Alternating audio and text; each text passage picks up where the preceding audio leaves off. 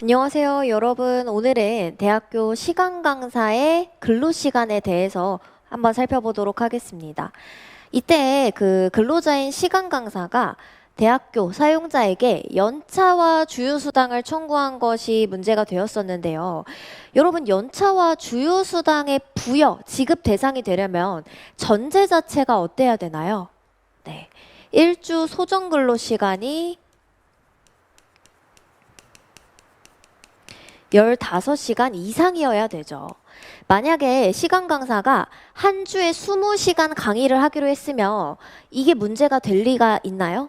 아니죠. 20시간 이상인데 안 줬다. 그냥 지급해라 라고 하고 끝날 사건일 겁니다. 근데 왜 이제 대법원까지 갔냐? 계약서에는요, 위촉 계약서에는 강의 시수를 12시간 이하로 정했던 겁니다.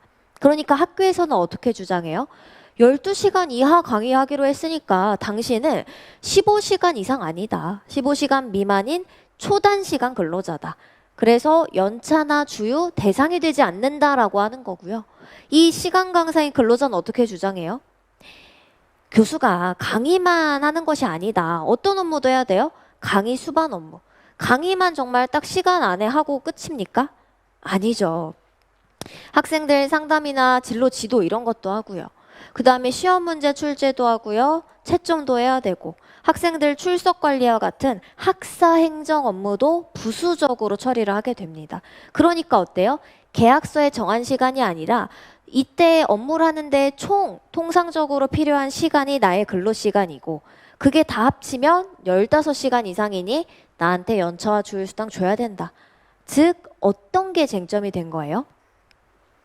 시간 강사가 초단시간 근로자냐 아니냐가 문제가 됐던 겁니다. 근데 초단시간 근로자인지를 어떤 걸 기준으로 판단할 거냐라는 거예요.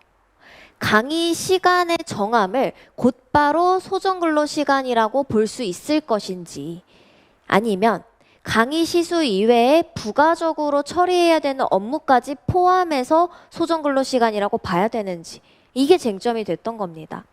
원심에서는요, 위촉 계약서에 정한 주당 강의 시수 자체가 소정근로 시간이다. 그러니까 12시간 이하 일하기로 한 사람들은 어떻다?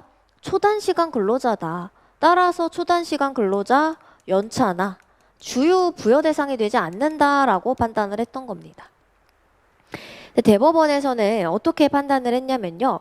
초단시간 근로자인지 아닌지, 그러니까 대학교 시간 강사가 초단시간 근로자에 해당하는지는 특별한 사정이 없다면 강의 시간 수가 아니라 어때요?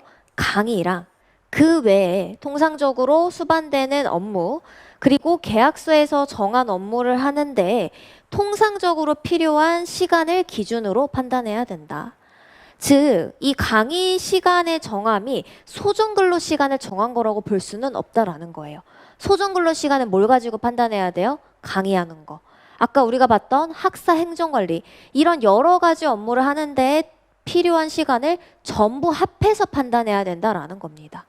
만약에 그렇게 하지 않고 강의 시수만 딱 가지고 초단 시간이다 라고 판단을 하게 되면 어떤 문제가 있다라는 거예요? 연차와 주휴 같은 경우에는 그 사업장에서 전속성이나 기여도가 굉장히 낮고 일시적으로 일하는 사람에 대해서만 제외하기로 정한 그런 취지가 몰각될 가능성이 있다. 그래서 이거 다시 한번 정리하면 어떻게 됩니까? 대학교 시간 강사의 소정근로 시간은 강의 시간 이외에 강의를 하는데 통상적으로 수반되는 업무까지 다 포함해서 판단이 필요하고 그렇게 판단하면 이 사례에서 시간 강사는 초단시간 근로자에 해당하지 않는다. 그러니까 연차와 주휴수당 부여 대상이 된다. 이렇게 결론이 났던 겁니다.